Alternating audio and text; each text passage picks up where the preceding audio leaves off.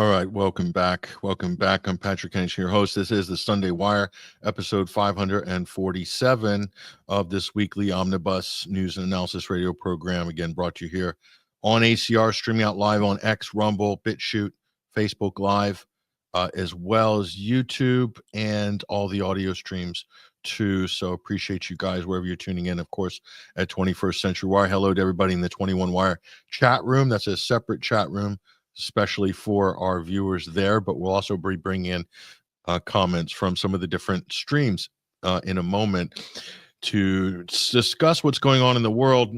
We'll harp a little bit more on this topic, but there's a lot more going on. Let me bring on to the program right now Adam Clark, also known as Ruckus. I'm going to bring him up on stage right now. Hello, Ruckus. Good morning or afternoon or evening, wherever. You're in the Arabian spirit there. You brought your Arabian flair this week. I heard that Trump was running around offering compliments to folks who live out in this area of the world. So I thought I'd come down here and check it out and see if I can't score myself some of the glowing compliments that the president is just passing out like they were black pills, right, Patrick? Yeah, I don't know. Shocking. I don't know. I hear this is what it takes to be an attractive person, and I'm just trying to score myself a nice girlfriend. So you got to do what you got to do these days, you know.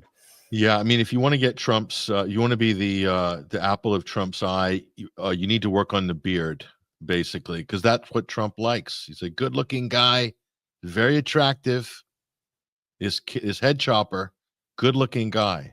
I mean, of all the things you could say about the head of al-Qaeda, al-Baghdadi's number two, Abu Donald, basically was fangirling him. I can't, but that's why this was our show graphic today, Ruckus. Only fanatics. So good looking and such a strong past. We love him. It's my new friend, his new BBF. I couldn't believe this. I knew this was going to happen because Trump is just so complete. I mean, he will do the stupidest thing imaginable. And so I was tweeting out days before, don't do it, Donald. I tagged Marjorie Taylor Greene. I did everything I could because as an American, I don't want to see my president platforming the head of al-Qaeda. It's just a natural kind of reflex I have as an American. I don't want my president to humiliate the country by platforming the former ISIS head and al-Qaeda head, a wanted terrorist. I just feel, I don't know, it's kind of like the one thing that you can do right as an American is make sure your president doesn't validate that. Let's be honest, Ruckus. Okay, I'll hand it over to you, but just understand how I feel about this. Donald Trump, okay, let me get this straight. Donald Trump has completed the life's work of Hillary Clinton and John McCain by legitimizing al-Qaeda and ISIS and Obama, Hillary, McCain. Their life's work in politics was to legitimize al-Qaeda and ISIS, to give it a state, to give it Syria or Iraq. They ended up getting Syria. Donald Trump, Abu Donald, just put his stamp on that. He finished the job. Congrats. Or like Elon was doing behind MBS. Little Hunger Games clap.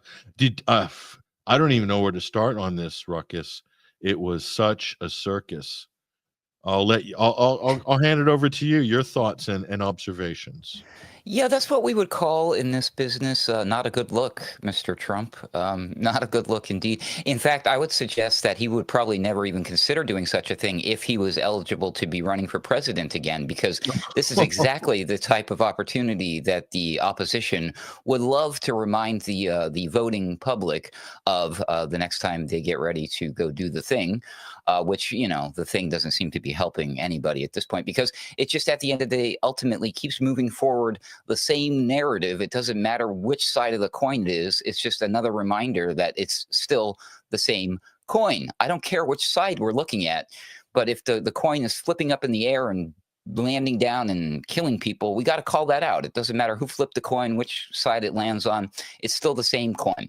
So that's very fascinating that these are people who are like, he has a past with, his base seem to disagree with and say, hey, listen, we're with Trump, not these guys. But hey, by being with Trump, you are now with these guys. But you need a foundation to understand what you're for, what you're against. And you need to understand that what you're against is the propaganda, the narrative, the agenda, and not against the person who is pushing it.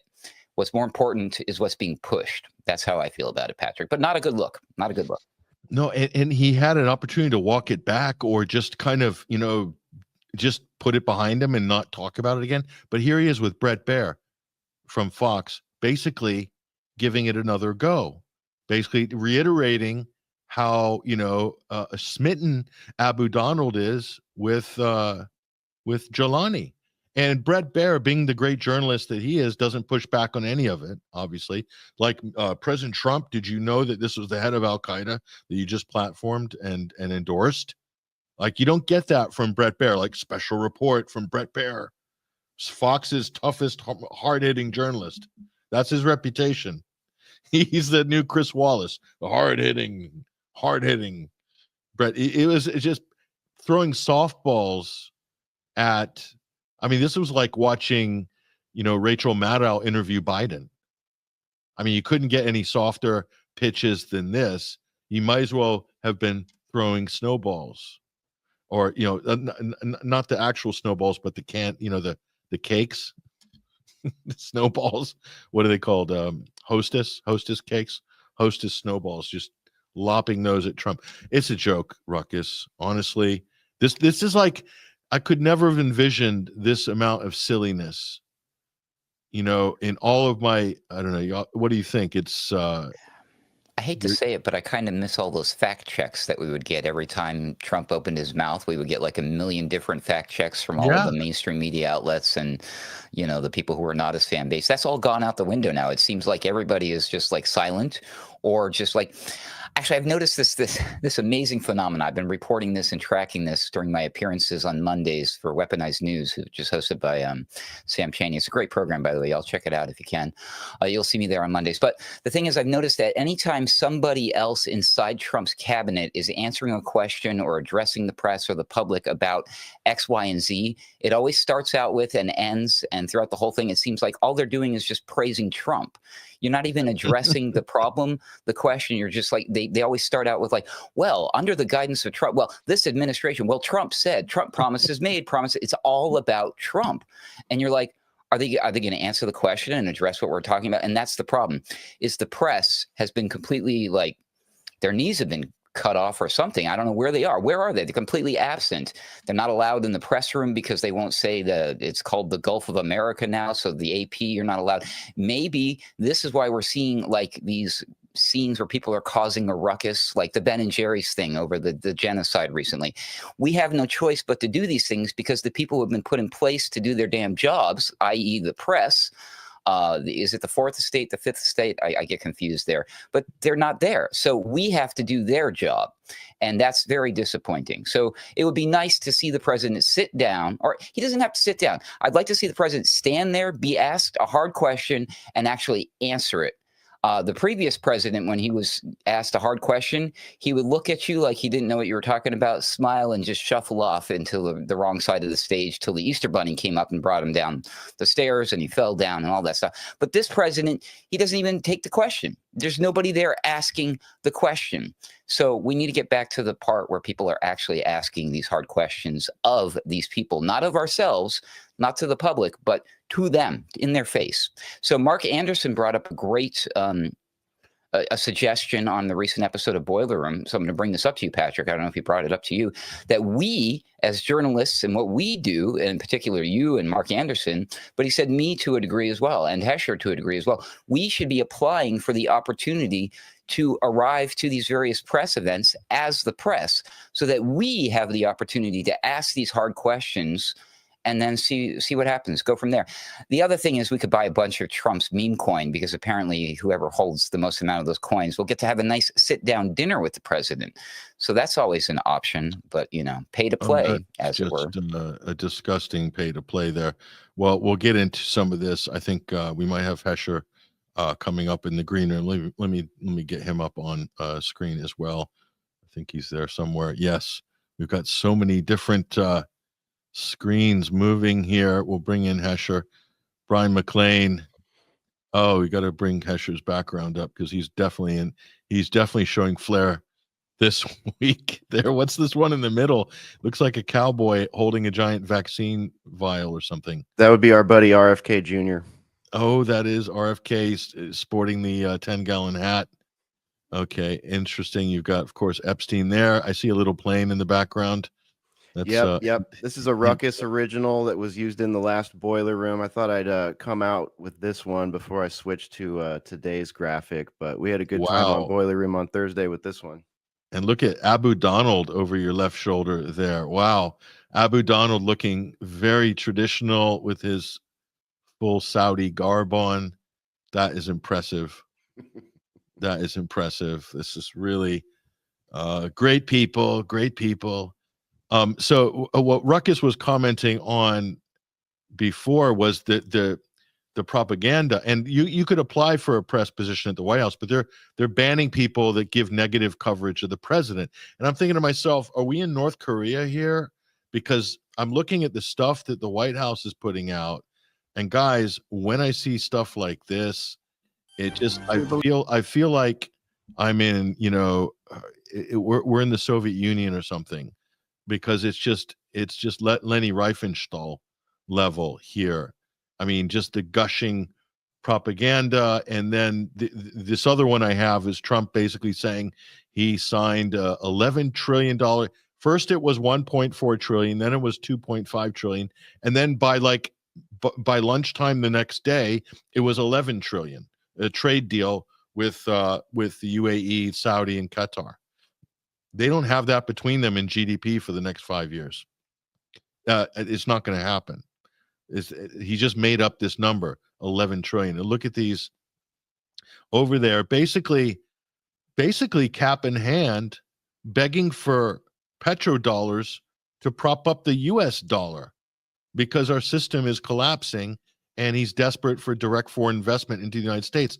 Guys going over there begging for money and then shaking hands with al-Jawlani, the head of al-Qaeda, as part of the deal to get the cash from the Gulfies, is to me a major humiliation for America. I don't know if I'm being over dramatic, guys, but that's kind of how I see it.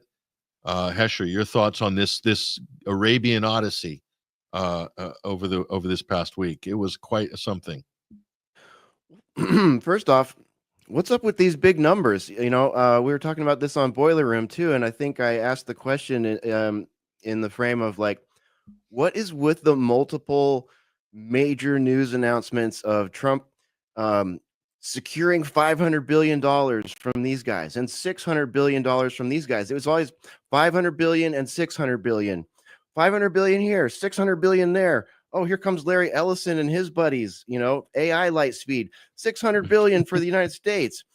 Here comes Hyundai, another $600 billion for the United States. Here comes Apple, another $500 billion for the United States.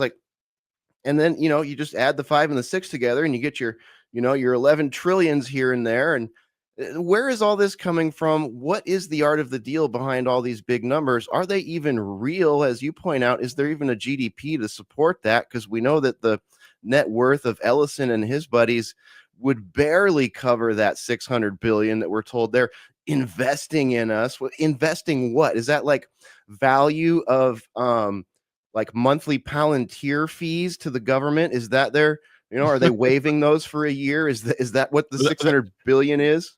Are they cutting us in on every barrel of oil they're pulling up? Yeah. What? I mean, and how does that make our tuna sandwiches less than $20 that you've been talking about for months here, Patrick? Like, it doesn't. It makes it easier for the government to spy on us.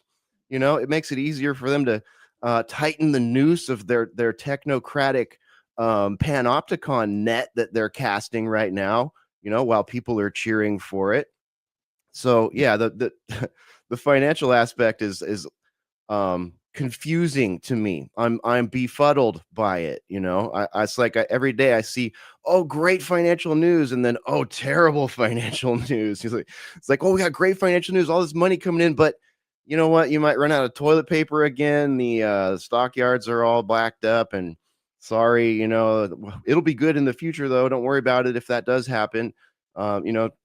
Ruckus was hanging out with Spore and I yesterday, and we were talking about Christmas. You know, what's going to happen with all the Temu and Amazon toys at Christmas if all the stuff is backed up? You know, it's just, I don't know, man. It feels all very strange right now. I just don't have the economic background to understand the 10D chess that's going on here. And then to get back to your original question, as far as Trump going, shaking hands with Jelani, I'm just over it, man. I'm so over watching the the PNAC plan and the Greater Israel Project just come to fruition. It's just like, of course he did. Of course he did. They told us Assad must go. They told us Saddam Hussein, must go. They told us Gaddafi must go. And anytime they say someone must go, they go. And a bunch of their citizens go with them, and a bunch of their rights and lives and the country goes. The country, the whole country goes. All the women, all the children, all the men, just not what it was before. Maybe it wasn't perfect before, but where are we going with all this? So it's just like, and it's I know it does to you and Ruckus and myself and all of our longtime viewers and listeners, but it's just a kick in the groin. It's a kick in the groin after all the work, all the coverage, all the propaganda busting, all the psyop busting, all the, everything, all these years of work, and that is nothing. Our years of work that makes us frustrated is nothing compared to the years of torment that good people that live in the region have had to put up with. So no, I'm not surprised. Yes, it's disgusting. It makes me feel awful for our veterans and our taxpayers and our future. Yeah. And here's, I mean, it's not, and everything we exposed before, you guys, was basically we were lambasted by the forces of the Obama administration, Hillary Clinton, and of course the Biden administration.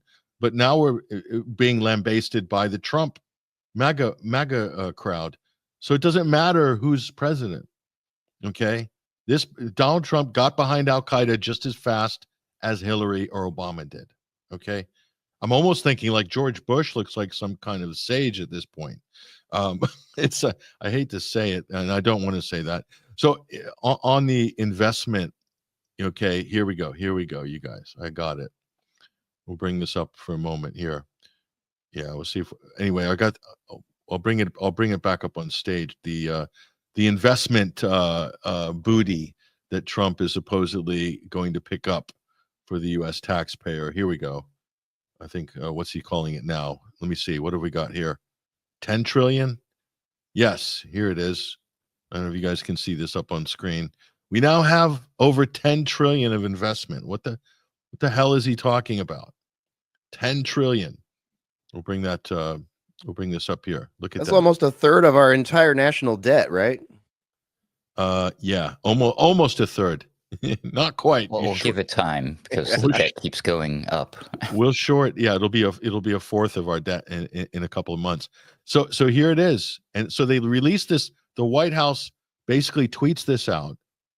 10 trillion investment. What on earth are you talking about? And add another 1.4 trillion. We can easily break that number. This is all made up in somebody's head. It's just like it's like Hank Paulson during the banker bailout in 2008. We just needed a really big number. Okay. So that's your biggest investment, says the White House. We also agreed to create a path for the UAE to buy some of the world's most advanced AI semiconductors. I'm sure that's going to be a whopping 2 billion or something over 10 years. I mean, it reminds me of Doge. It's just outright lying. Tell me, give me a thumbs up if you guys can hear this. I'm going to play this propaganda video. You're an amazing country. You're a rich country. You can have your choice, but I know you'll never leave my side. And you know the special relationship that we have and our country has. We have now, I think, substantially over $10 trillion of investment. And now when they add the 1.4 trillion, we easily break that number. So guys, I can just, if I'm president, I just say anything. We got 20 trillion in investment coming in, and it's gonna be 25. Got a couple of other deals in the pipeline, couple of hotel deals, few golf courses. We really appreciate your confidence and an investment. That's your biggest investment that you've ever made, and we really appreciate it. And we're going to treat you very, as you should be, magnificently. And you're a magnificent man, and it's an honor to be with you. Two countries also agreed to create a path for UAE to buy some of the world's most advanced AI semiconductors from American companies, a very big contract. This will generate billions and billions of dollars in business and accelerate the UAE's plans to become a really major player in artificial intelligence. So it's a great tribute to the job you've done here.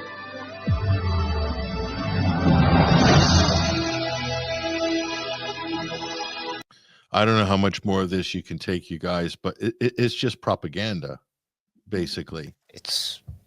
And it's very, you want to talk about cost. I'm blown away every time I see these videos that are being posted from the White House or on Donald Trump's official social media. Those are full on Hollywood production level snippets. Each one of these minute-long videos probably cost $1 million to make. I'm just throwing a number out there, but that's what Trump's doing too.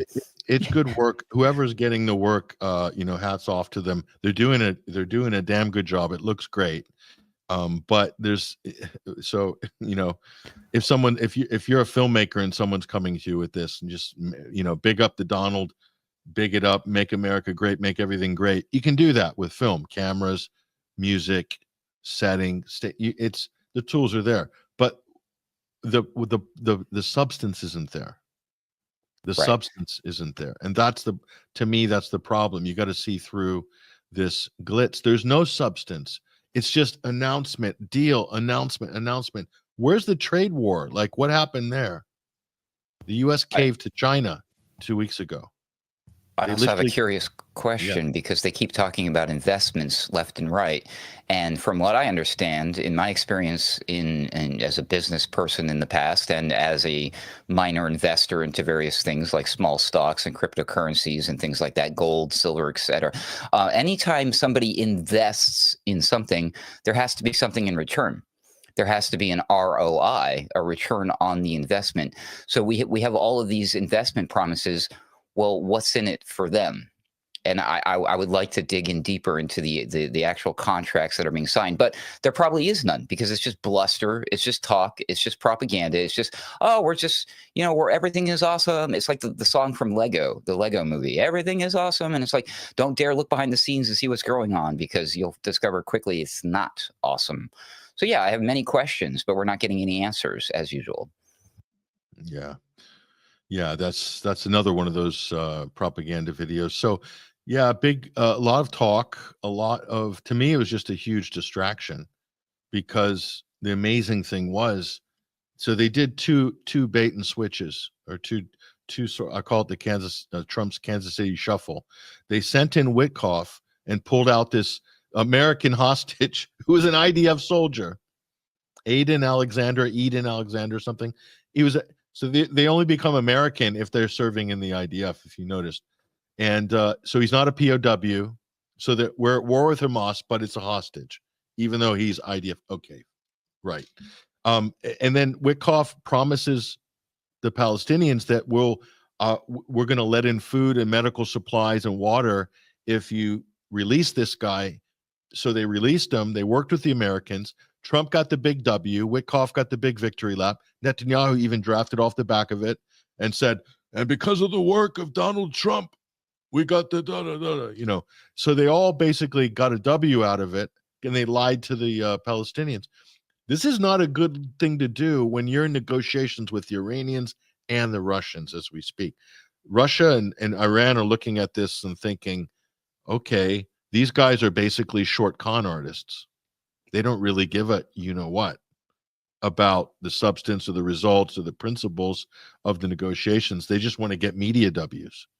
Am I reading this? Am I being too flippant here, guys? Go on. Go ahead. Jump in. No, I don't think so. I mean, It does seem that way. We're supposed to be, entrusting in Donald Trump that he's, going to stop conflicts. And uh, is that really what's going to happen? Is that really the long-term outcome of solidifying, an al-Qaeda leader as a, president who just walked into a giant region and said, "Hey, I'm president now. The other guy's out. I'm in. This is what we're going to do, guys. Here we go." You you better be on the right side of our politic here now, our new politic, or you could be in deep, what. And, Iran, Russia, other countries, they're watching this. They know what they have good political advisors and ambassadors, and, they have more information than we, the public, do. So they know a lot more about just how grifty all of this is. So it's a really bad look. And thanks for bringing that up, Pat, because I wanted to just sort of underline, like, why is the White House making such a big deal about the AI thing, right? Like, oh, we're gonna like the public, the people of the world, or the people of America are supposed to be like, oh, awesome, we're gonna give Saudi Arabia, quantum computing and artificial intelligence data centers. Now, hold on a second. First off, the very elites that we criticize, the very elites that created so many of these situations that, fund intelligence agencies, militaries, and governments to do the kind of colored revolution operations that we've been commenting on for decades now, and pull off a lot of this crap that we see and start wars like the one in Ukraine. They're also the people that are investing in this very same stuff that Donald Trump is touting. So here's something straight out of GoldmanSachs.com, right? I scrolled up a little bit so you can see I'm actually at GoldmanSachs.com. And this is from February of this year. AI to drive 165% increase in data center power demand by 2030. And Goldman Sachs researchers forecast global power demand for data centers will increase by 50% in just less than 2 years here, and as much as 165% by the end of the decade compared to last year. Now, they're dumping tons of money in this. China's dumping tons of money in this. China's DeepSeek. So America and the West, they're trying to out DeepSeek. They're trying to out AI China, or maybe they're just doing it right along with them. Who really knows what's going on behind the scenes there. But they're talking about hyperscale cloud providers. And, they already have so much energy going into these things. It's crazy. There's some numbers on here. At present, Goldman Sachs research estimates the power usage by the global data center market to be around 55 gigawatts. All right. That's maybe we should say gigawatts, because that's more power than it took Marty McFly to go back in freaking time just for the current load. Right. This is comprised of cloud computing workloads, 54%, traditional workloads for typical business functions such as email, whatever, 32%, and AI, 14%.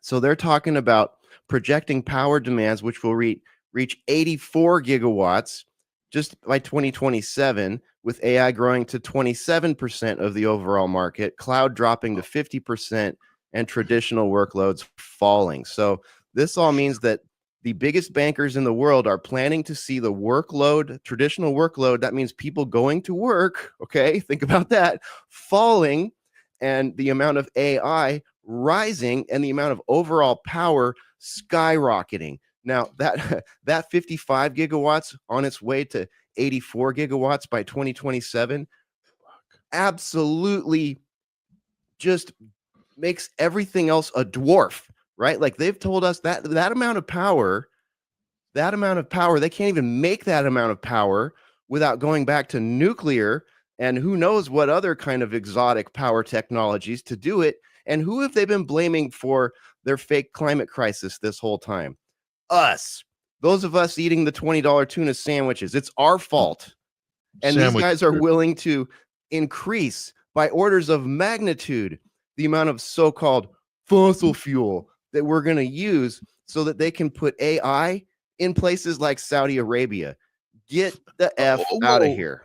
How much air conditioning do you need units of air conditioning do you need? Because that's where a lot of that power is also coming from. So is the much. aircon. You know, So much. the other huge data centers they're building in America, it's totally counterintuitive. In Arizona, it's like it's as hot as Saudi Arabia in the summer in Arizona. Perfect place to put data centers that need more air conditioning than they have processing power. I mean, And water cooling as well. and yeah, because we got So so let's much build it water in the in desert. Arizona. That makes sense, Yeah. right? We're just spoiled with water in Arizona. It's just raining all. I mean, it's just. I mean, I can't think of anything more stupid than this. You know what's crazy about this as well, Ruckus, is we'll bring Hesher back as well, is that again, I get this vision of the Matrix where there's so much power required to run the Matrix, and that becomes the number one priority. That the AI, it just keeps growing and growing and growing and bigger and faster and wider and more and more and more, where that becomes the prime directive. So that at some point, the what you've just outlined there, Hesher, is that the power allocation for AI takes precedent over the power allocation for human beings. Is this why we have to ration our heating with smart meters in our homes, giving us by the 30-minute billing, peak and off-peak prices by the minute? Okay, is this to make way for AI? I thought it was because of climate change. Oh, I guess it's not. I guess it's not. We need to do that for the computer.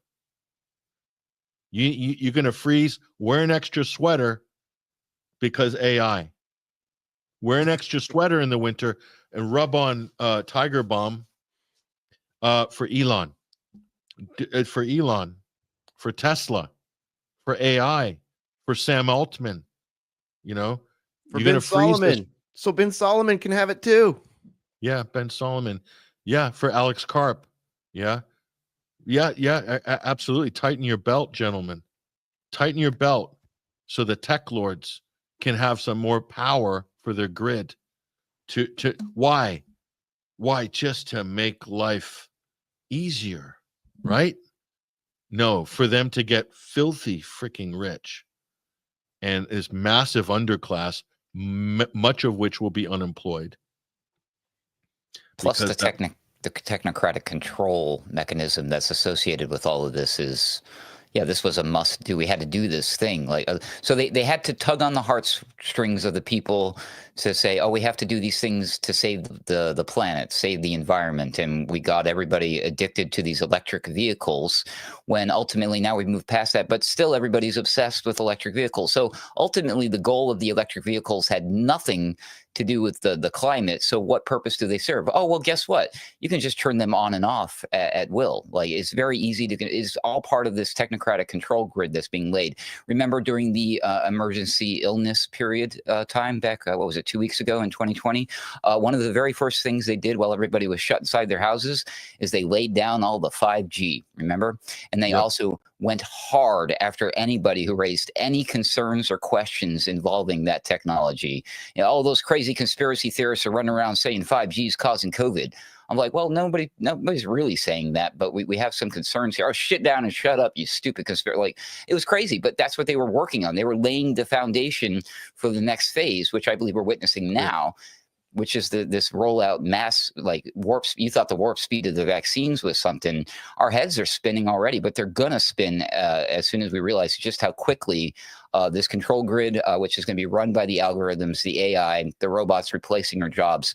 I mean, I was just telling Hesher yesterday, we're not going to recognize the entire planet by the end of this year, the rate things are going. And that's a scary thought. Well, life is, things are changing ridiculously fast, and there's so much fake content on the internet now, and seems to be it's being deployed at speeds that are just something phenomenal. It's hard to keep up with. I'm going to go to some comments. I'm going to bounce back to you guys for your thoughts on them as well. This is Pamela Drew. What AI pimps omit from their plan is a human genome project needed for population-wide DNA, which is fed by acceptance of PCR, PCR tests, as a useful diagnostic or a non-diagnostic, but it's a remnant stream and steady flow. A little bit too complex there, Pam, but we sort of get your sentiment. We'll go to something more based. This is Canavanibus. Hopefully Skynet is anti-Semitic. Oh my goodness. You guys are just terrible. How Okay, dare you? here we go. Basil Peterson. China is using thorium reactors to power data centers. True. China is making huge advances in thorium reactors, which is actually a very safe nuclear alternative. Again, needs a lot of development. China seems to be at the forefront of that. The Chinese seem to be a lot smarter on a lot of this stuff than we are, just saying. And China will probably be smarter on green tech than us all combined by the end of it, I'm sure. Although they're burning a lot of coal now. And oh my goodness, isn't BlackRock up Trump's ass? Now that might sound like a based comment, but there's a lot of truth in that, because what Trump did was tip the hat to Goldman Sachs, BlackRock, OpenAI, all these firms. So that's kind of what this Middle East trip was is basically, yeah, we're going to get these preferred corporations. We're going to slot you in there, and you're going to have some market share, and you're going to get a little bit of that Gulf bump, basically. That's kind of like where it is. So Trump's basically carrying water for BlackRock. And here we go. Those solar panels are just not up to it. Well, that's an understatement right there. Yeah, what happened to the Green New Deal? Seems like a joke, doesn't it? Based on what we're talking about. Yeah, it seemed like a joke when they announced it. They should have called it the Green Fake Deal, or I don't know, Green Nuke You Deal. Yeah, there's some crazy stuff. Okay, here we go. Now this is important, especially for you guys in Texas, because get ready for rolling blackouts, because the USA hasn't added any electricity generation capacity in 30 years. That's kind of scary, actually. You think Yeah. about it. They've actually added a lot of guardrails. When we had in 2021, in February of 2021, when we had the ice apocalypse here in Texas, that had Spore and I locked in the house for 4 days without power. It wasn't because something fell or something broke or anything like that. It's because someone pushed the button to turn the power off because they hit some sort of greenish red line or something like that. I mean, it was completely ridiculous. Same with the big power outage that happened on the East Coast a year or two ago, where they claimed it was a cyber attack. Yes, there was a ransomware attack on that place, but what they did was just push the button and turn it off rather than leave the power on for all the people while they figured out what to do. So it's a very true comment, and we've seen a lot of rolling blackouts in California over the years. They haven't been as bad lately, but tell that to the people of the Palisades. Yeah, here we go. Ponzi scheme got new investors. Oh, you better believe it. That's Canavanibus. You better believe it. It's all Ponzi schemes, ladies and gentlemen. That's kind of that the AI is going to drive more high velocity Ponzi schemes and businesses that are going to pop up, snap up contracts, and then disappear after like a year or something, or get merged and then absorbed. And then these guys will be running freaking stable coins all over the place. It's just ridiculous. Do you guys know much about Project 2025? It makes the executive branch the CEO of a corporation, so no Congress or judicial branch.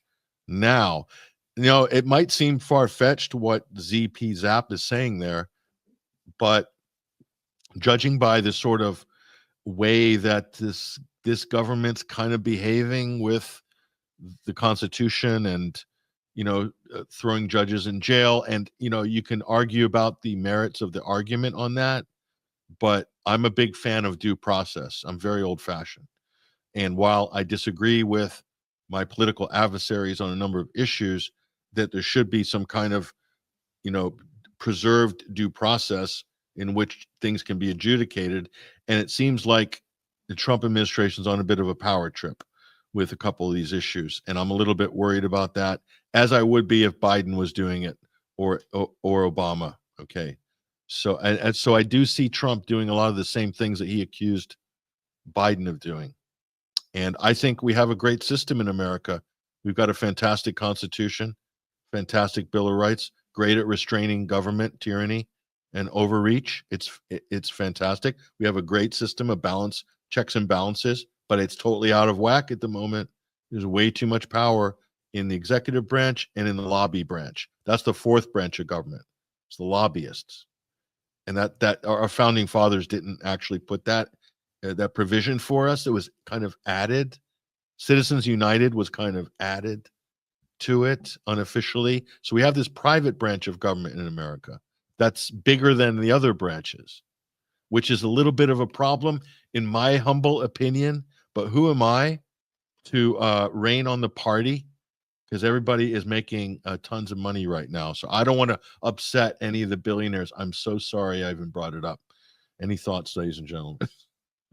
Our priorities are clearly out of whack. The Constitution sure looks good on paper, and it is great, and but we're not using it or honoring it the way we should be. And I don't know if we can go back. I think we may have crossed the Rubicon some time ago already. Yeah, the idea of like, I understand the comment there, and a lot of people talk about, you know, the Act of 1871 and all these things that happened between 1871, 1913, you know, to JFK, to 9/11 and all that. And, you know, many people have made a pretty good argument that the United States runs as a corporation. There's a lot of evidence to that.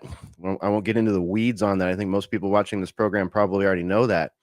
But the system of checks and balances is what has been broken, and it's been broken for a long time. You know, it's been broken. It may have been broken as far back as one of those dates or years that I just mentioned, but it was definitely broken in the modern format after 9/11. So, you know, ever since the Patriot Act was introduced, the NDAA, all these other things that have followed it, and the behaviors that it has allowed, you know, and the policies that it has paved the way for, make it such that we don't have a system of checks and balances. And the concept of President Trump or any other president, you know, sort of becoming CEO of that corporation, like openly, just means that it's an open secret now that the checks and balances are off. They're not working, you know. And if you look at legal scholars and former judges and judges that aren't being paid by anyone anymore, they'll tell you that, you know, that the whole legal system is messed up and it's not working the way that it should. And same with the executive branch. You know, all the branches are way exceeding their powers and, you know, writing off one another's corruptions to build and build and build upon that, to the point where, you know, we just don't really exist in the America that we were brought up thinking that we did exist in. And then we're going to go quick back to the whole Middle East bait and switch thing here. Michael Tracy tweeted this video. Michael Tracy's been like so on the money on all of this bait and switching. He's very sharp. He's one of the sharpest guys out there, quite frankly. I don't think there's many people that are as quick as Michael Tracy. So much so that he annoys a lot of people because he's too sharp. Here's Witkoff, and this is what Michael Tracy says. We'll play the clip, guys. And he says, as the apocalyptic endgame Israeli offensive in Gaza gets underway, Witkoff says, I don't think there's any daylight between President Trump's position and Prime Minister Netanyahu's position. Oh my goodness. With Netanyahu's position being the final conquest of Gaza. So there you have it. We'll play this real quick and see if we get some comment. The president, John, is a humanitarian. And I think that everyone is concerned about the humanitarian conditions in Gaza.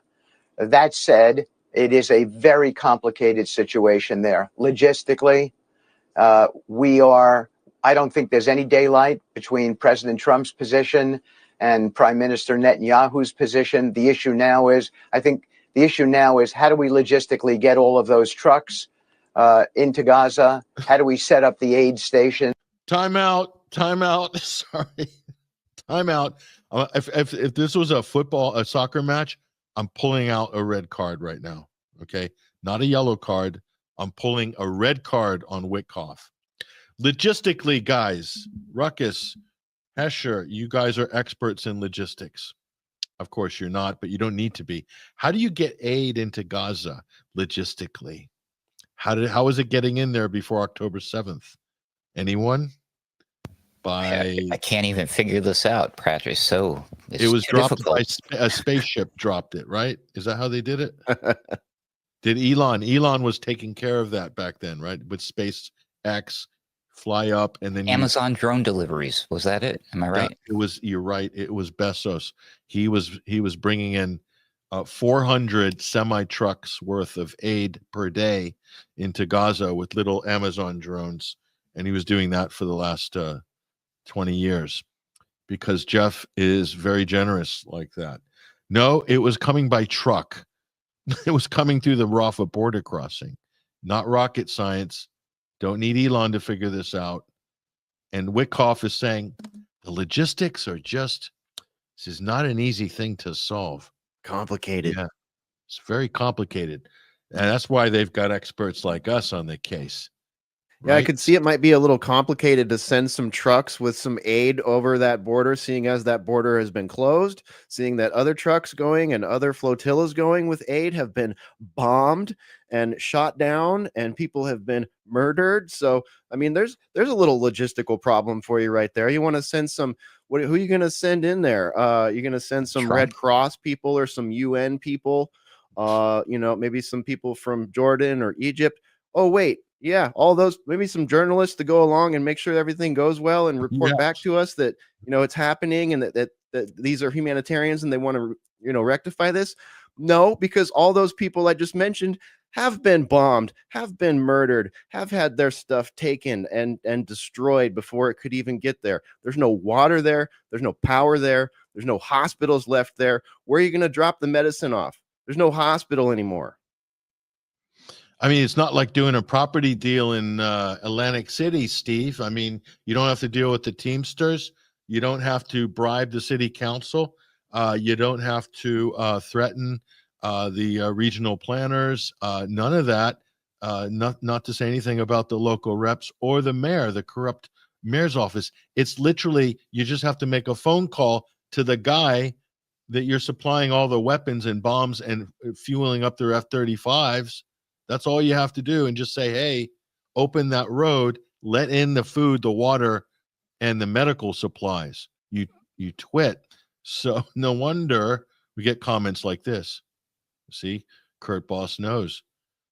That's why we get. Doesn't Trump like to do this type of thing? Like, he needs to save face. He wants, we got to get food. Why doesn't he do what he did during the hurricanes and the floods? And he actually shows up on the ground and throws them Big Macs. I mean, why doesn't he do this thing? I mean, like, you're telling me that the IDF, the world's greatest, most powerful, awesomest army ever, can't protect our president to hop on a truck and deliver some food and medicine directly to the starving kids in Gaza? They could and they would do these things if they wanted to, is all I'm suggesting. And it would make Trump look good. And then, of course, you don't have to look embarrassed to the fact that China just recently had to airdrop a bunch of aid to the Gazans because no one else is freaking doing it. No, that's fake news. I was going to say, or that could have been something that I haven't vetted yet. Sadly, fake news pushed by some reputable independent media journalists. I won't name any names, but I really should, but I won't because I already did on X. But if I had to pay for a bot army to write good things about us, this would be one of those bots. Patrick, Ruckus, Hesher always have interesting perspectives and opinions. Thank you very much, Hayateya. Thank you. And that is not a paid bot. That is a real person and one of our regular listeners. Thank you very much. Those are the kind of comments we need, folks. So it's going to be complimentary gushing praise for us, and we will put those on screen. Everything else, I'm sorry, it's going to go to the back of the queue. Here we go. Here we go. Haven't China, despite all the coal burning, already got the most solar, wind, and water wave power? It's true. They do. China's got the most of everything. So let's just we'll let Steve finish his statement here. Hold on. There are many initiatives that we're working on to address this. The president, John, is a humanitarian. Okay, that's all you need to know. President Trump is a humanitarian. Why? Because Steve said so. It's simple. Steve said so, and that's it. Any further questions, class? No. No, Witkoff is on it. I have probably the best video of the week. And I will bring that up shortly, guys, but we'll bring a few more comments here from some of our listeners. Let me see who we got here. Here we go. This is actually interesting. Climate change, the only problem that goes away if you pay more taxes. You see how smart our listeners are? It's like that meme. Have you seen that meme of that Eddie Murphy guy going like this? That's our listeners. That's our audience. Very smart, our audience. Much better than some of the other podcasts, I would say. Here we go. And I get emotional when I think about the Chinese. They're the future. They have the light. Well, a lot of people think so. I mean, judging by the way we're carrying on with some of this madness, I would say China's looking pretty good. As Trump would say, China looking pretty good. Not great, but pretty good. Okay, here we go. This one's saying here, this is Yvonne Mack saying, if there's a sudden change in the electromagnetic fields, it will impact us because we are electrical. Yeah, that's true. That's true. The pole shift thing, this is a big issue. David Dubine and some other people out there have done some great work on this. Is this why Zuckerberg and all these guys are building underground bunkers and private islands with their own power supply? Is it because of the pole shift? Because the pole shift, we lose the protection from UV radiation. So I guess if you can afford to go down for 2 years until it evens out and everybody else can, is that how it is? I've seen a resurgence in this topic on the in the doom scroll lately. I've noticed a lot of people talking about it. I remember I first hearing about it like 10 years ago or even longer maybe. And I mean, there's an interesting argument to be made there. There's a lot of science that's hard to understand, but there's definitely could be a there. Yeah, here we go. They wanted Greenland for the data centers for the cool temps. True. So the data centers in some of the high latitude Arctic regions and so forth, the heat that's being generated by the data centers, they're recycling that for energy back into the local community. Okay, so that again capturing. China is building theirs under the underwater, under the ocean, in the ocean. I just watched a little mini documentary about this. It's a quick, easy, cost-efficient way for them to do all the cooling, but it's a pain in the ass for them to actually, because deep diving and construction underwater is very tricky. But that's the route they went. So they're just using the natural power of the planets to help them with their massive data center cooling issues right now. Yeah, and I've heard of businesses that make data centers in basically like in shipping containers that are buried under ice or under snow. Like they can actually put a data center, even a small one, like crypto miners have done that in the past. They'll just, buy the land, dig a big hole in the ice, drop a container down there, set up a tunnel to go down into for maintenance and stuff like that. So yeah, there's definitely some creative means that are being looked at, and I think that comment is really good. I've been, on a quest to understand what the obsession with Greenland is, and that's definitely one of the things that landed on my list. And the other thing is they put a Space Force base there. So imagine that, like you've got a military base there, and the amount of resources, money, projects, research projects, operational projects that could potentially build things like that when you've got, a military base there, as well as corporate interests there, and, art of the deal, like trade deals going possibly after all this bluster about taking it over. I think the whole like America's going to take over Greenland was sort of like a meme. but it was one that was actually kind of a revelation of the method in that, yeah, we're already there. We have a military base there, and it's a Space Force base. So, we can launch satellites. We can, do all this, SpaceX / military stuff, as well as, mine a lot of those rare earth minerals. And what do we need those for so bad? Well, those data centers. And where's a great place to put some of those data centers? On Greenland. Yep. Yep.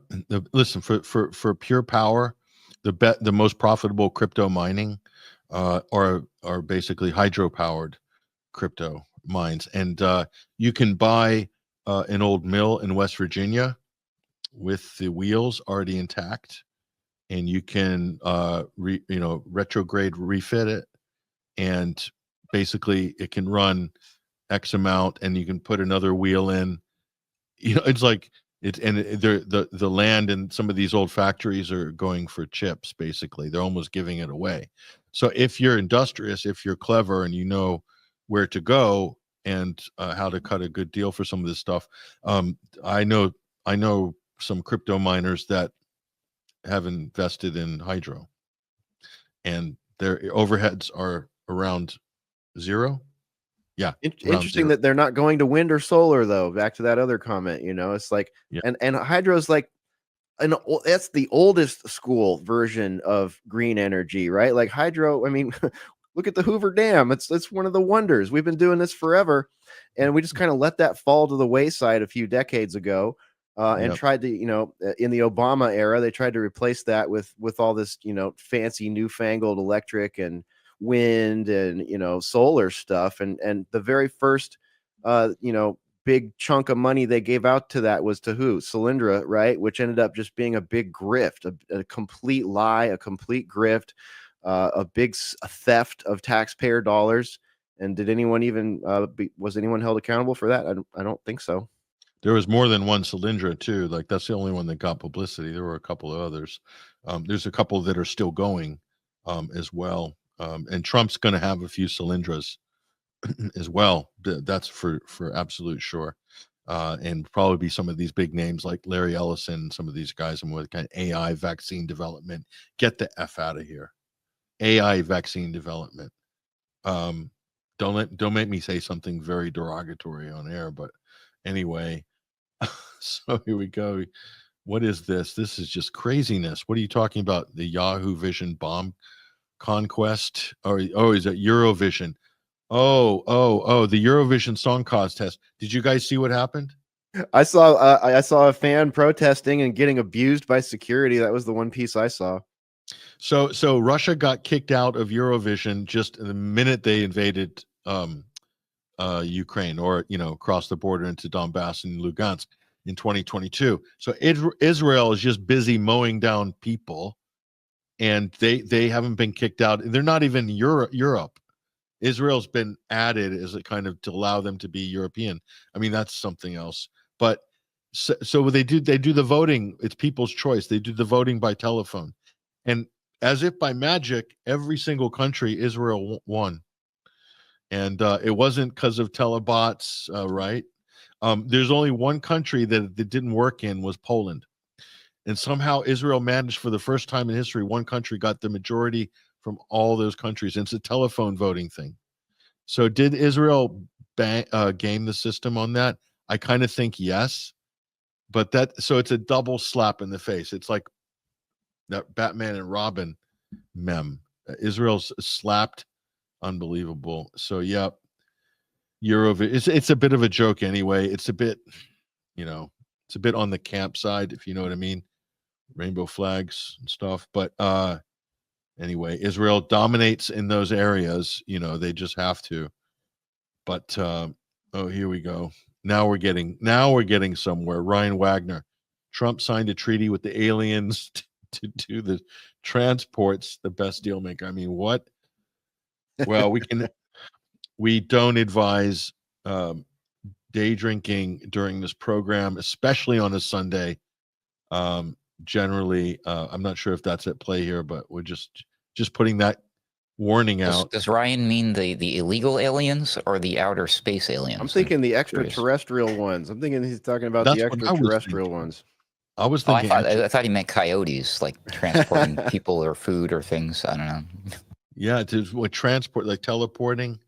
He signed a deal with the aliens in space to do teleporting to Mars. That's how I read that, but I'm a bit Well, wired. maybe he's saying that. the aliens could beam the support down to Gaza, since we can't get anything through Rafah and everything's getting bombed. If we could just beam it down, if we could have some, some Nablinians or something like that, beam down the support that they need there. Maybe that would be a pretty good art of the deal, Ryan. Yeah, I mean that brings up an interesting question. If the aliens do appear, who are you going to send to talk to them? Like, who's going to be the representative? I mean, it can't be Trump. He's going to balls that one up because he can't even manage to do the Ukrainians. You think you can send Steve Witkoff up to speak to the aliens, and what's that going to be? It's going to be Grok. It'll be an AI program that represents all of humanity. And remember, your boy Ruckus said that. Well, I've got another idea of somebody to send. I think I'll show you who I'm talking about in a minute. But the guy I want to send is very well known. Is somebody you guys all know. You might not respect him. You might not like him. He might even give you nausea. But if you were, and I'm just saying here, guys, I'm just saying, work with me on this. And that goes for the chat as well. Just keep an open mind. If the aliens do not have the humans' interest at heart, who would you send to meet them that might scare the aliens? In other words, they would be so repulsed by the sight of this person that they would think twice about invading the planet or doing anything to us. I mean, who would that be if you had to pick somebody? Like Guys, badass scary or creepy scary? Just full stop, like enough to spook aliens, basically. Bill Clinton. Vera Wing. Who's that, Ruckus? Vera Wing. I don't know who that is. She's a fashion designer. Trust me, if you saw a picture, you'd be like, "Whoa, yep, that's the winner." Okay. Well, we'll put her on the short list. Hesher, you have any suggestions? Bill Clinton came to mind because he's scary in both those realms. He's getting pretty scary, Bill Clinton is. Well, I'm putting forth a short list who, again, made the headlines this week. This guy, as they say, savoir-faire is everywhere, to quote Underdog. Here he is, believe it or not, America's rabbi, and this is what I tweeted here. A very bad harbinger for Zelensky. Misanthropic rabbi gives blessing to the actor playing the president in Kiev. Quote from Rabbi Shmuley: the entire American Jewish community is proud of all the courage and bravery you have shown, he says to Zelensky. So Shmuley made it to Europe somehow. I don't know how he pulled that one off. Again, I'm calling this the curse of Shmuley because Shmuley has actually been putting hexes on people just by showing up. Quite a few people here. You guys have to see this. This video is just class here. See if we can roll this for everybody so you can see. This is real. This is not fakery here. Mr. President, thank you for being made of steel and such a brave defender of democracy and human rights. And the entire American Jewish community is very proud of all the courage and bravery you've shown. God bless you always, Mr. President Zelensky. You know what's freaky is Shmuley has to like look in the camera at the beginning and the end of all of his selfies that he's going around collecting. This is very bad for Zelensky, I think, to be blessed by Shmuley. But what I'm saying, guys, is wouldn't it be good to send Rabbi Shmuley to meet the aliens? Because that would put them off, I think, invading. We could just say, we're sending you our typical human. We're fully populated with this type of person here, this goblin. We are a planet of goblins. So please, you don't want to have anything to do with us. We're sending our emissary who wants to do a selfie with you. So we're sending America's rabbi, Shmuley Botish. And everything he touches just turns to gold, doesn't it? That's my idea. Hey, I got to give a a medal to Spore. You can't see these chats, so you can't put it on the screen. But in our Discord, Spore wrote Rabbi Shmuley like 10 seconds before you brought his picture up. So good call there, Spore. You thought of the scariest person online. I think if we do send him, he should wear the outfit that he wore when he was going after Candace with the goblin nose and all the horrible writing on the shirt and the blood drinking. Like that would be great. Mm-hmm. Yeah, let me see if we get some comments about Shmuley. Well done, Spore, for getting that one right. And here we go. Let me see some stuff about aliens and underground cities. We'll try to circle back to that, but we'll get up to date here. And oh, here we go. This is interesting. Shmuley operates the same way as Nick Fuentes. They're radioactive, and they get people in pictures with them. Interesting. Yeah, Shmuley is like a bit of a dwarf of a certain way. And again, a lot of fans of Shmuley in our chat. Shmuley looks like some creepy fictional character out of Lord of the Rings or some SHIT. Yeah, that's a Grapentine. And Shmuley, oh, here we go. Here we go. Shmuley would be probing the aliens. That's not a good vision, especially for someone who runs an online sex toy business like Rabbi Shmuley does. But Shmuley would be probing the aliens with a butt plug instead of the aliens probing him. That would definitely keep the invasion off. I think I do believe we have the correct answer if we wanted to spook the aliens and prevent an invasion. Shmuley's the guy. Rupert Fellows agrees. Shmuley looks like a real troll who lives under a bridge. He kind of does. This is true. This is so true. Wow. Yeah. Here we go. Shmuley looks like wow, that's not good. Yeah, some of these we probably shouldn't post. Here we go. How is Shmuley not an alien? Oh, there we go. Good question. Legit question from the tree girl. And here we go. Oh, yes. Hopefully Zelensky puts his curse on the... Okay. I can't repeat that. This is interesting. Yeah, we disavow these comments. The intent might be good, but the execution might be for adults only. Put an 18 and older on that. Shmuley bought some sex toys as a gift. I mean, he does run a kosher online sex shop, basically.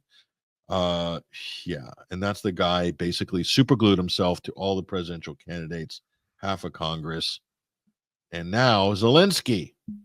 So I don't think this is going to be good for Zelensky. This is a bad omen for Zelensky, guys. I don't know if you agree or not. It's kind of the end. When Shmuley is endorsing you, you're kind of done at that point, I think. Yeah, in the eyes of many, at least. I mean, some people he's plastered himself to seem to persist. You know, I don't really understand what that is or why he's still. You know, you would think that whoever his handlers are, they would want to put an end to this or tone it down at some point. Like it's gotten way out of hand. Like I'm assuming there's a handler involved there. Or some sort of PR agency at the very least, if it's all just above board and it's just organically this weird, which I have a hard time believing, but I leave space for it.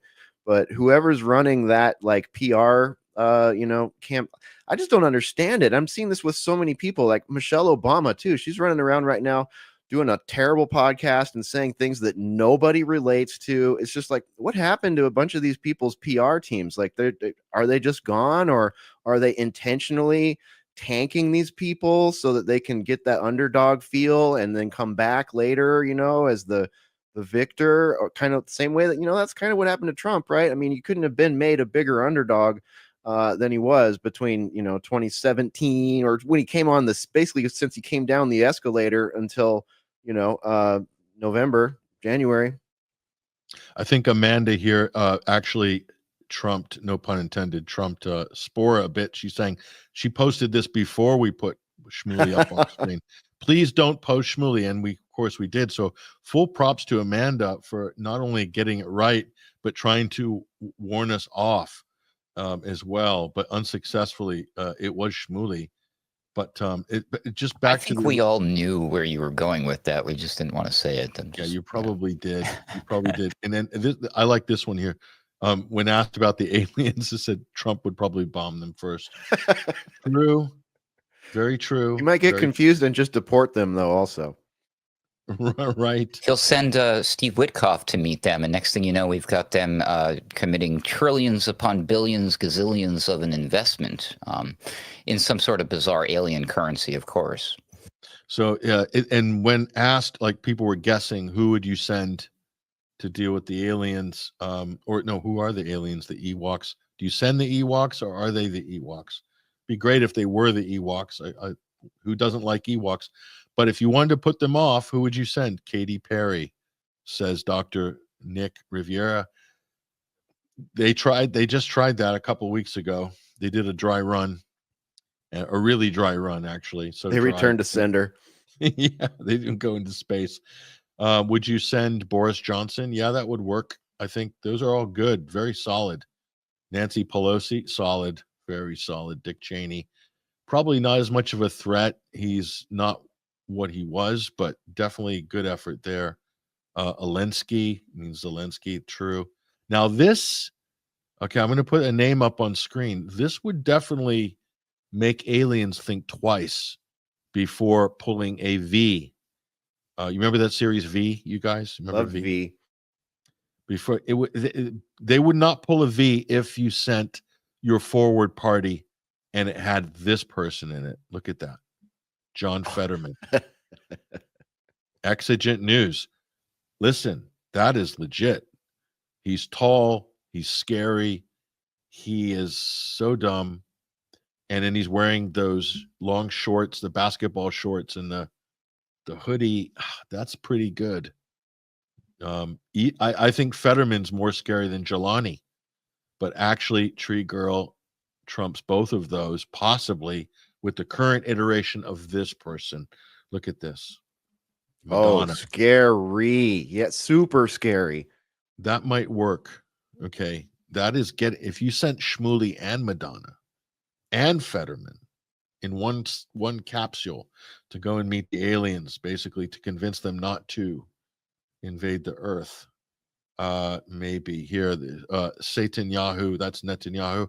Yeah, I mean, that might work too, but they might just be so annoyed by him that they'd pull out a laser gun and fry him right on the spot, perhaps. And again, this is pretty good here. Victoria Nuland, she is pretty frightening. Has anyone said Klaus Schwab yet? Not yet. There's some good runners in here. Lady Gaga, annoying but not scary enough. But have you guys seen the recent interview with Sean Penn and Louis? Sean Penn is like, he just turned 60 or something, or he's only like 62. He looks 102. He looks 102. What happened to this guy? This is what happens. This is what happens when you hang out and do all-nighters with Zelensky for like a couple months straight. It does take a toll. George Clooney too. Did you see that recent footage of Clooney going into a restaurant? Like, what the hell? He looked like he aged like 20 years since the last time I've seen him in a movie or something like that, or on a media event where he's got the professional makeup on. Like, no shade for being an older person, but he just does not look. He looks so much older and feeble than like any time I've seen him, just on a production. Well, it shows you how good the makeup is on these productions and stuff. How about Bridget Macron, Patrick? Oh, Ruckus is coming in there. Ruckus is not taking prisoners. Bridget Macron. Wow. And then yeah. In a bathing suit. No. No, in a not in a bathing suit, in an American football uniform. Oh God. Maybe with a massive helmet. Bleach my eyeballs. Again, we disavow a lot of these comments because they're just too much. The spirit cooker lady you're talking Abramovich. about. What's it? Marina Abramovich? Is that yes. That would be something, actually. Yeah. I mean, I think that would work. Send David Lammy. Yeah, that's pretty. He's up there right now. And someone said, Kurt Boss says Greta. You know what? I don't think so. I'm really down with Greta at the moment. Greta was on the Conscience, the Gaza flotilla. Okay. Frank Romano's like taking them to court on behalf of all the people on the boat, including Greta. Greta was willing to get attacked by the IDF. Listen, I'm willing to forgive her climate crusading because she has absolutely stepped up on a real issue, not a fake contrived issue, but an actual real issue. And she's actually into it, and she's actually putting herself out there. That's pretty good. And she's getting shunned by all her handlers, by the way. They're horrified about what happened. They lost her. That could be a trick, Patrick. I think her sane handlers would love to have her attached to that to try to discredit it in the eyes of certain people, because they're like, oh, I don't trust anything Greta does. But I don't know. It's just a theory. I don't think so. But she didn't ask for any publicity with this Gaza flotilla. And she's there with all these people, some of whom we know. And she's not trying to upstage them or like photo op them, anything like that. She's just like there as an activist. I mean, fair play.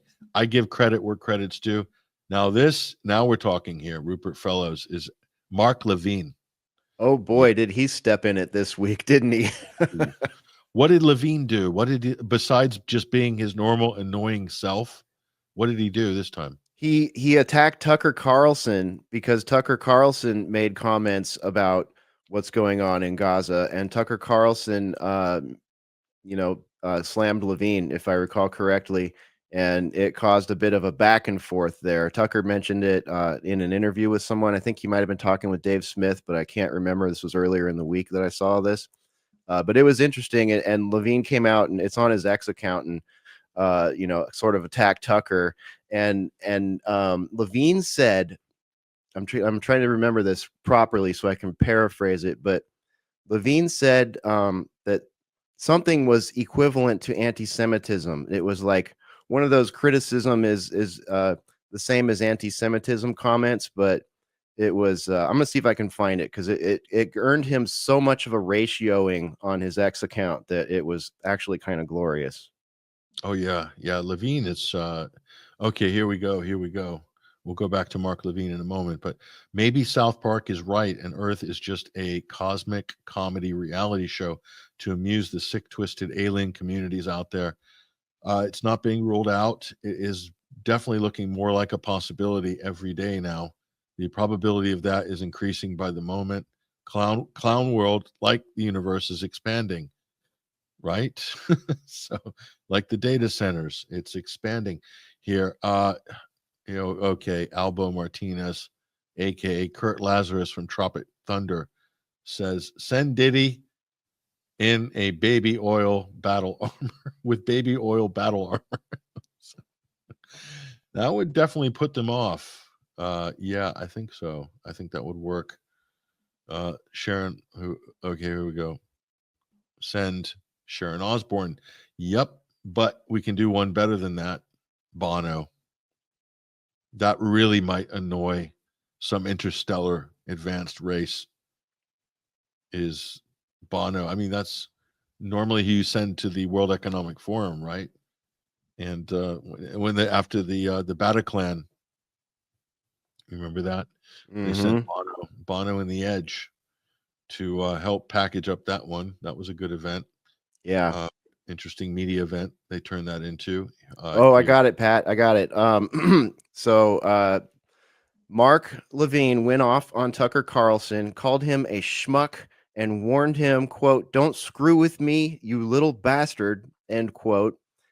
His comments followed an episode of Tucker Carlson's show in which his guest, comic Dave Smith, and Levine had accused the Trump administration of anti-Semitism for calling someone a neocon. So this was Levine's response to Tucker having a discussion with Dave Smith.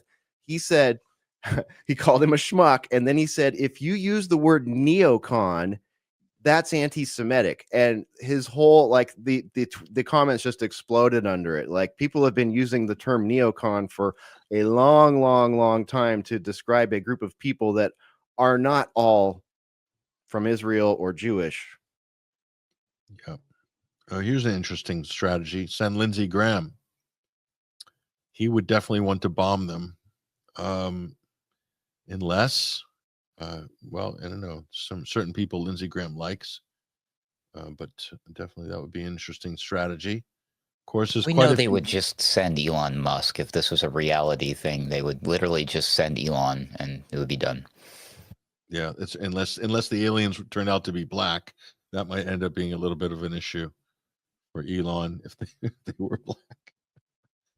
He's hoping not so. We're getting a lot of votes for Sean Penn, you guys. I can't even post them fast enough. Wow, Sean Penn is just dominating. Did anyone drop Britney Spears into the hat? I thought somebody would have mentioned it. I feel bad for Britney, quite frankly. I think she's been badly done by everybody, and she's just like turned into a complete. She's having a mental breakdown. Clearly, speaking of mental breakdowns, what about sending Jordan Peterson? We send him Lex and put him to sleep. What do you think, Lex Fridman? Ruckus, you know how to deploy the WMDs, mate. Absolutely, send Lex Friedman. You can literally, they'll fall asleep and you can take over their spaceship and then reverse engineer all their tech. And they won't even know by the time they woke up, it'd be over. We'd conquer them. Right, we got to send Bob Lazar and the secondary units to do all the reverse engineering. But I think having them listen to Jordan Peterson for, let's say a couple of hours, wearing one of his bellhop suits might mesmerize them when he's doing his, when you're going to, it's here. And then what do you need to think about? And he's just doing all the hands. I think that would work. I like that. That's photon. That's very quality. Again, more votes for Sean Penn. What's going on here? This is crazy. We didn't solicit this. Wow. Okay. Have Bono perform to the Ukrainians. Bono's appearance with the Ukrainian military at Cannes Film Festival was Sean Penn's idea. That actually happened this week. Did you guys know that? No. That's really embarrassing. So that's what Zelensky was doing. He was at the Cannes Film Festival. So Shmuley was schmoozing. Shmuley was schmoozing at the Cannes Film Festival. That's where what is Zelensky's at? There's kids being like, they're literally kidnapping young men off the streets of Ukraine, shoving them into back of vans, throwing them out to the trenches to die. And Zelensky's gallivanting around at the Cannes Film Festival and getting called brave by Shmuley. This is something is not right here. I mean, this is beyond wrong. This is all sorts of wrongs. Send Ben Stiller. That may or may not work. I think maybe I thought he was very good in Simple Jack in Tropic. I think that's one of the best roles, if not the best role Ben Stiller ever played, was Simple Jack. Yeah, I think so. I think it beat Dodgeball. Meet the Fockers was pretty all right. It's a good Christmas movie. I think that's a good. Yeah, I think so. It's not too. Oh, here we go. Oh my gosh, more Mark Levin stuff. I mean, I could go on about Mark Levin. I think he's got one of the most annoying voices in broadcasting, quite frankly. I don't know how he got to the position he got to. Like if you had to pick a radio voice of someone who you couldn't listen to for more than a minute and a half, it's Mark Levin. It's hard. It's easier to listen to somebody drag their nails down a chalkboard than to listen to Mark Levin. He's really hard work. I don't like Sebastian Gorka at all, but if I had to choose between listening for a half hour to on my car, if I was stuck in traffic, right, going into the city, and it's conservative talk radio, and it's between Sebastian Gorka and Mark Levin, not based on content, but sure based on what you could tolerate physically, I would pick Sebastian Gorka because he's almost comical when he talks. It's almost fun listening to him because he's such a caricature of himself. He's like something out of one of those old, 60s Dracula movies or whatever.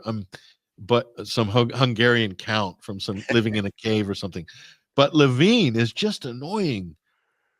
He's so annoying. Who hates Mark Levine with a passion is Michael Savage. Oh, I bet. He's been ripping on Levine for like a decade. Everything I know about Mark Levine, I learned from Michael Savage, actually. I can listen. I like Savage a lot. I can listen to him all day long. I think he's brilliant. And these guys hate him. All of these guys hate him. So Owen Schroyer, who is one of Alex's guys, he was ripping on Levine. That went viral. That was a massive clip. I like that. I like what Owen did there, actually. That was quality. Do you notice all the best anti-Zionist, anti-Israel rants on InfoWars are not from Alex? Alex can't do them. But Owen Schroyer and Greg Reese and all these guys can just destroy Israel. Alex just can't do it. It doesn't sound sincere. I don't know. It just doesn't. Yeah, our buddy Jay Dyer's in on that too. I actually got to give Alex some props for not shutting that down and letting people on his network have that bit of freedom of speech there in particular. Because it's not Alex. They replaced him with a clone. Come on now. That's all. Yeah, right. Yes, that's right. Yeah. Yep. Bill Hicks went to the gym. This is pretty bad. Yeah. Bono annoys the Irish. He really does. He's not popular in Ireland, and that's not a good. You've really failed there. Again, this is just a very interesting line to put this question out to see what types of answers these people are coming in with. And again, we're just trying to let some of the pressure out of this week because it is. Listen, we're taking a little intellectual break here, but what we've all been watching and witnessing and reporting on is absolutely horrific. Between Syria, between Gaza, and everything else in between, it is absolutely horrific. So I don't want to sort of lighten any of that, but we do need to take the air out of the room a little bit. So this has been an absolute welcome diversion because it does give us a chance to take very easy and cheap swipes and a lot of people that we don't like. Harrison Smith. Harrison Smith. And Greg Reese. Yeah. I liked White Adder's comment there. Send another species. Let's send Modang. Let's send Modang the mini hippo. Modang's super cute. Maybe they'd come in and be good alien overlords if we sent Modang. Yeah, Henry Rollins did a rant, supposedly, says Zach, against Bono. I you know what, Henry Rollins just is not as edgy anymore as I used to think he was. But that happens to people, they just I don't know.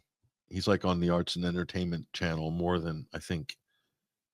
It's no more mosh pits. But yeah, we they evolve, don't they, right, Hesher? Yeah, sadly, it's not the Black Flag days anymore. They send Alex. We'll go and sell the aliens vitamins. There you go. Well, that's good. Yeah.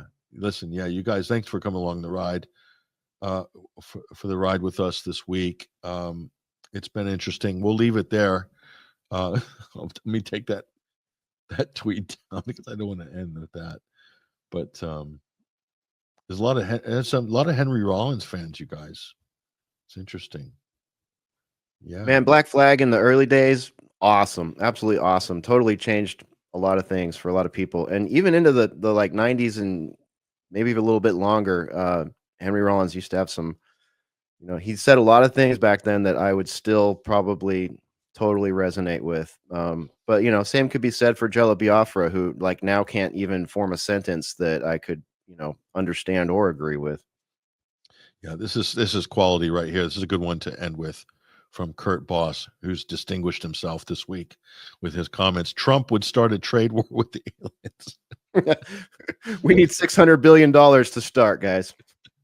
I've done a deal for investment met the aliens. They're They bought my meme coins. they're very advanced, much more advanced than we are. We're And going they to create a promise- nice new home for all the poor Palestinian people to live on the dark side of the moon. It's going to be wonderful. Yeah, we're going to send them. There's deserts, beautiful deserts. We're going to make them great in Mars. Elon is going to make them great. We'll send them there. They'll be very happy. Yeah, okay. We'll leave it there, guys. Bryan McClain, Ruckus, great to have you guys. Of course, it's been a very interesting and enlightening conversation. Again, yeah, they're all saying here, this was a great stream. Take care, everybody. Peace out, says Kurt Lazarus. Yeah, that's thank you. Our sentiments, exactly. Thanks, you guys. Final words, final thoughts. Direct us to your plans and your crimes that you will be doing this week. Well, we're going to be committing many thought crimes in the boiler room. And we'll certainly be committing some on Midweek Wire this week. We'll be committing some pretty much every second we are alive, committing massive thought crimes and sharing as many of them with you fine folks as we can here at Alternate Current Radio. We really appreciate it. And as Patrick said in the beginning, please get out there, help us break these algorithms. We don't even like to ask, but we're at the point now where, like, if you don't actually like, subscribe, comment, share, do all those things, support the networks if you can, become members, all that stuff, we won't have the longevity of those that are being,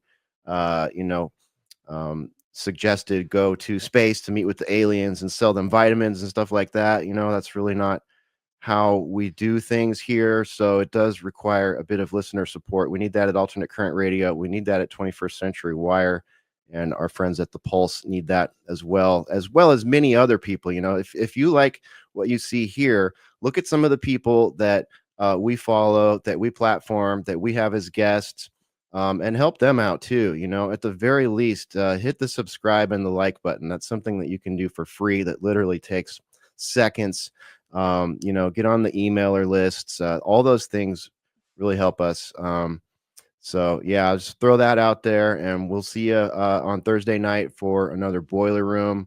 And Adam, you'll be able to find Adam at Weaponized News on Monday. Probably he'll tell you all about that. Daily Ruckus archives at alternatecurrentradio.com. Boiler Room archives, alternatecurrentradio.com. And yeah, thanks for having me, Pat. It's hope everybody has a great rest of their weekend. Yeah, great. Thank you very much. Bryan McClain, aka Hesher, featuring on the Boiler Room as well as on the Pulse. Today. We didn't have Basil available. We'll hopefully have him next week. He's doing stuff. He's on the road. He's a busy man, especially during festival season, as it's creeping in now in Britain. And Ruckus, go ahead, give us your SP for the week. Yeah, sure. On the website now, I have a special place for all my appearances elsewhere. I'm calling it the Roundabout Ruckus. So that's the graphic right there for, you'll find this at the website, of course, alternatecurrentradio.com. But that's where you'll find my recent appearance on the Third Rail, hosted by Nature Boy. And then, of course, I've been tracking my appearances on Weaponized News, which I do co-host alongside Sam Chaney every Monday. If it's not a Monday, you'll usually find me on a Wednesday. But it's at least once a week. But the cool part is all you have to do is just go to alternatecurrentradio.com and you'll find the most recent posts there alongside my daily Ruckus stuff, of course, which there will be a new one eventually. It's just I'm very, very busy doing all the other things, including some work that I picked up as the Word Slinger. In case you're wondering why I use that on my X account, AC_Word Slinger, it's because I do business consultations, create websites, do graphic designs and things like that. So that's where my bread and butter is coming from right now, until all of you just like and share the crap out of everything we do, and we eventually can score like a sponsor or get monetized somewhere. I'm not holding my breath, but that's what I've been up to. So there will be a new Daily Ruckus eventually, as long as I can squeeze it in without losing the roof over my head. But in the meantime, you'll find me doing those things. You'll find me here on Sunday Wire when I'm invited, and you'll always find me on the Boiler Room alongside my friends there at the Social Rejects Club. So it's been a blast. Thanks for having me. I can't wait to do this again, Patrick. No, thanks for coming, you guys. Appreciate it. It's been a great Sunday Wire, and we're going to leave it there. So take care, everybody. We shall see you in our travels this week. We're going to break a big story, by the way, probably coming up. It's going to, we have a big one, which we're going to break next week. It's probably going to be the following week. But yeah, it's something that our team have been working on. So it has something to do with pipelines. So yeah, that'll be interesting. So looking forward to that. So yes, these things don't go away. In the meantime, beware of people like this lurking around. This is Technocracy Inc. That's the side that you don't see behind all of the flash and the dash. Just remember, ladies and gentlemen, there is a technocracy that is waiting to take over and basically systematize everything that we're doing, every aspect of life, and then commodifying it, and then basically attaching it to some token or stable coin. That's kind of like what these guys are doing. So just a little reminder there. Thank you, Bryan McClain, aka Hesher, Adam Clark, Ruckus. I'll see you guys very soon indeed. That's all we've got time for. Again, I'm your host, Patrick Henningsen. This has been an eventful Sunday Wire. It's been really amazing. This has been great. Appreciate our listener participation, especially in the comments. Amazing. You guys are providing us with so much material, especially during the last segment. So thank you to everybody on our streams, YouTube, Rumble, 21st Century Wire, also in the Alternate Current Radio community as well, and everywhere else that is feeding into this fantastic live broadcast. And thank you everybody on X for tuning in. Listen, again, a reminder, like and subscribe on YouTube, especially, and share our links around social media. The YouTube link, we're very, very throttled on YouTube. We have to fight tooth and nail to get any visibility. We're still basically tied down on Google and YouTube. So we're trying to do anything we can, any help we can. Like and subscribe, share, put in other comments, share our YouTube links on X or Facebook, any of our content. There's a lot of good content and interviews there as well. So please, everybody, we really need your help to make that happen. And of course, those of you who have liked and subscribed, as well as donated or subscribed to become a member at 21st Century Wire, just go to 21stcenturywire.com or to my X account there at 21Wire. You'll see a donate link that'll take you to our website. There's a lot of different options there. Best if you can subscribe, very small amount per month, but it goes a long way. And we have a great team, and we're expanding. We're doing new programming, and we're actually putting one out hopefully tomorrow. But that'll be that third program I was promising is going to begin. We have the first version of that. It's had a few issues that we're dealing with in terms of technical, but we'll iron that out. It'll probably be out Monday or Tuesday, and then we'll kind of roll from there. That's a more of an informal talk, outdoor setting, discussing the big issues of the week. So that's coming, and that's because of your support. So we need more support. So please think of subscribing to 21wire.tv, and we are overhauling the whole member site. And we're going to add a whole new sort of digital TV back end to that you can access from the comfort of your living room. So that's in the process. So again, that's all because of you. We need your help, your support to make all of that happen. So please consider that. That's all we've got time for this week. Again, thank you very much, everybody on the streams. Got a few tunes we'll be dropping here on our way out. So again, we appreciate all of your support, and we'll see you on the midweek. Got a special guest actually on Wednesday. Is going to be joining us, an old friend who's got the inside track on what is happening, what has happened in Syria. Somebody who's very, very much on the ground and very involved in all of that. That'll be very revealing, that conversation, especially considering Trump's recent theatrical performance in the Gulf. So looking forward to that. That's on Wednesday. And again, we're going to drop a huge story. End of the week, maybe next week. We'll let you know more about that. You'll see it anyway. Just keep an eye on our website, 21stcenturywire.com. Daily content, great research, articles, great material. It's all there. And there'll be more tomorrow and Tuesday, Wednesday, Thursday, Friday, Saturday, etc. So again, we're just ramping it up And thank you for your support. Take care, everybody. All the best. I'm going to leave you with our friends, Red Rumble, and maybe a few other tracks before we go. But thank you. See you soon. For in the final analysis, we all inhabit this small planet, and we are all mortal.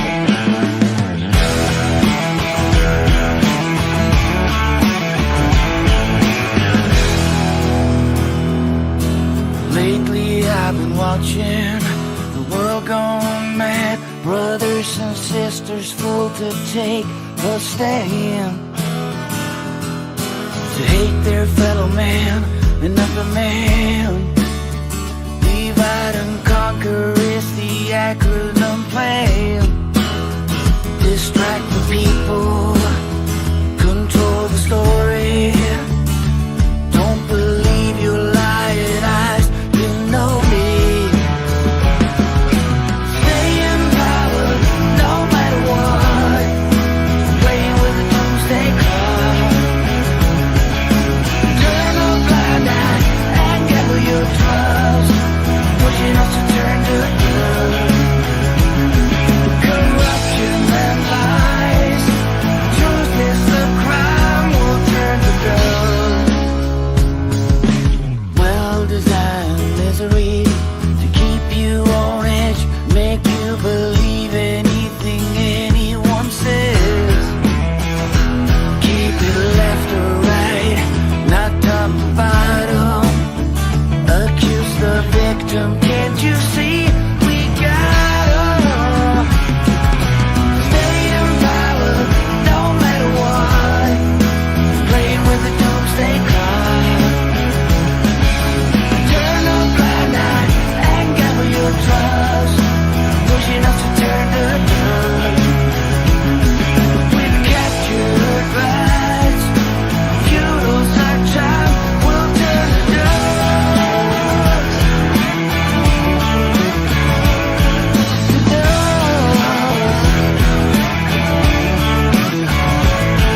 Industrialized brutality, commercialized cruelty, people as commodity, cheer on worn atrocity, no accountability, perpetual impunity, always have an enemy, to hell with all humanity.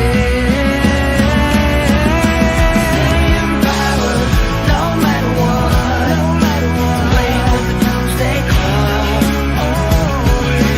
Turn a blind eye and gamble your trust, pushing us to turn to dust. Stay in power, cash in the spot.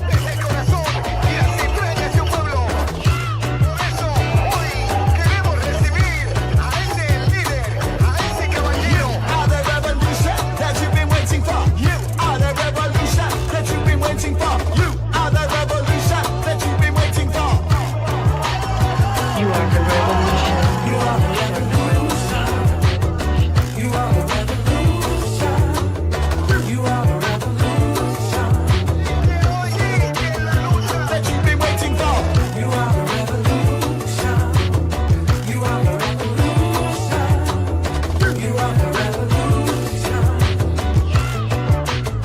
that you've been waiting for. You are the revolution.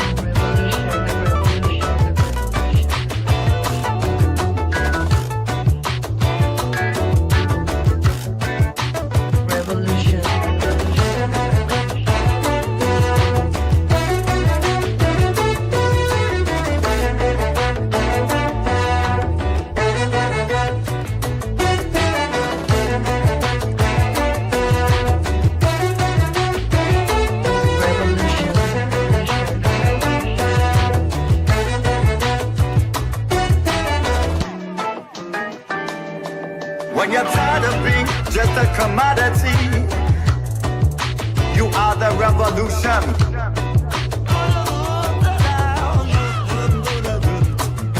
And when gas slits into another war, stand strong because you are the revolution. You are the revolution. You are the revolution.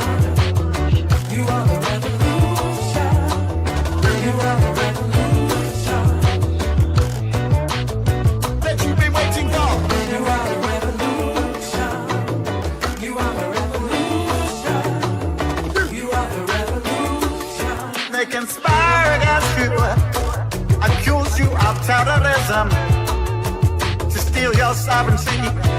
Hold fast, watch it collapse.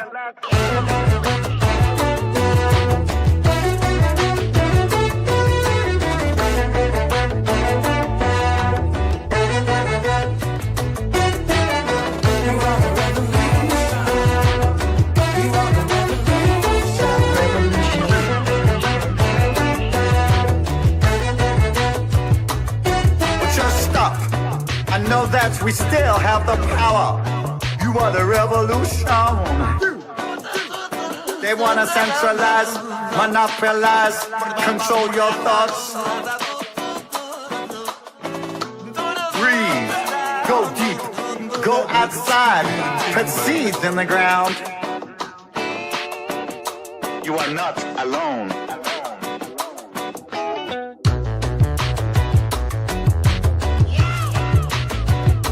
You are not alone. You are the revolution that you've been waiting for. You are the revolution that you've been waiting for. Alone. You are the revolution that you've been waiting for. You are the revolution. You are not alone.